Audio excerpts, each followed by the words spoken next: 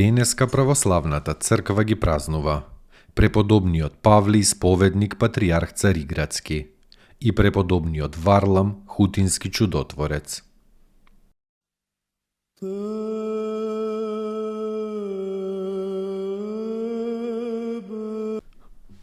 Светиот Павле Исповедник патријарх Цариградски. Кога блажениот патријарх Александар лежел на смртната постела, натажените верници го прашале кого го остава по себе за архипастир на словесното Христово стадо. Тогаш болниот патријарх им одговорил: ако сакате да имате пастир кој ќе ве учи и кој ќе ви свети со добродетелите, изберете го Павле.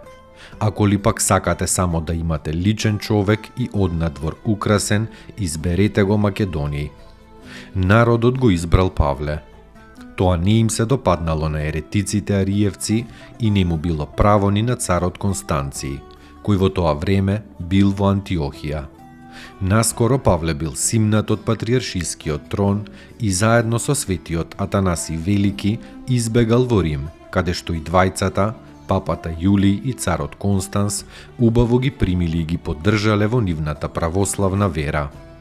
По писмото од царот Констанс и од папата, Павле бил вратен на престолот. Но кога умрел царот Констанс, ариевците ја дигнале главата и го протерале православниот патријарх во Кукус, во Ерменија.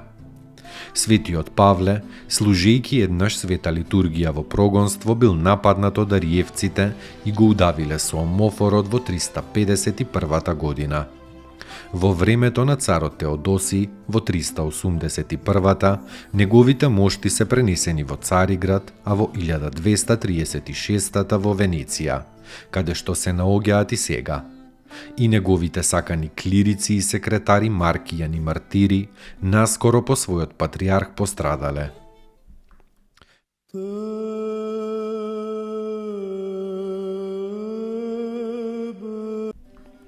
Преподобниот Варлам Хутински чудотворец, роден и воспитан како христијанин во големиот Новгород. По смртта на своите родители се замонашил и се предал на тежок подвиг. Основал манастир на реката Волхова, на местото каде што му се покажала небесна светлина. И во животот и по смртта бил голем чудотворец. Јасно гледајки човечки тајни, изгонувајки нечисти духови и лекувајки секаква болест кај луѓето. Слугата на кнезот Василий Василевиќ бил тешко болен, па замолил да го однесат на гробот на светиот Варлам. Уште наредил, ако по патот почине, и мртов да го однесат кај светителот. Така и се случило.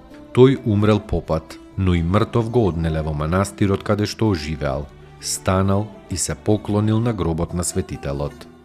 Во 1471 царот Иван Грозни наредил да го откопаат гробот на светителот. Што туку почнале да копаат, се кренал пламен од гробот и се запалило наоколу. Царот толку се исплашил што побегнал од храмот и во брзината го заборавил својот стап кој денес се чува кај гробот на светителот. Во спомен на ова чудо, повторно се празнува светиот Варлам во петокот по неделата на сите светии.